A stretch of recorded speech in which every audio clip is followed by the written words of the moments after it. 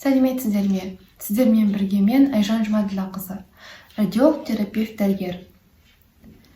Егер де сізді де дәл осындай сұрақ мазалайтын болса, онда видеоның соңына дейін менімен бірге болыңыздар. Мен сіздерге бас ауырсыну менен мигреннің айырмашылығы, яғни симптомдарына байланысты қалай ажырататыны туралы айтып беретін боламын.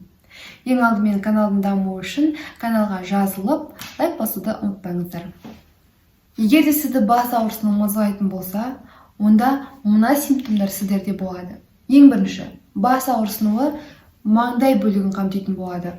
Яғни тек маңдай бөлігінде. Екіншіден, ауырсыну қысқа уақытты болады. Және қайтымсыз. Үшінші, өте әлсіз кішігірім ғана қысымды сезесіз. Егер де медикаментозды ем қабылдап демалатын болсаңыз, ауырсыну басылады. Және басқа ешқандай симптомдармен қосарланбайды. Ал егер де сізде мигрень болатын болса, мына белгілерге назар аударыңыздар. Бірінші, ауырсыну бас аймақтарының бөліктеріне қарай таралады. Немесе бір бөлікті ғана қамтиды. Екіншіден, ауырсыну өте қатты солқылдатып тұрып ауырсынады. Сонымен қатар сізде бейжай күй, әлсіздік, делсалдылықты сезінетін боласыз.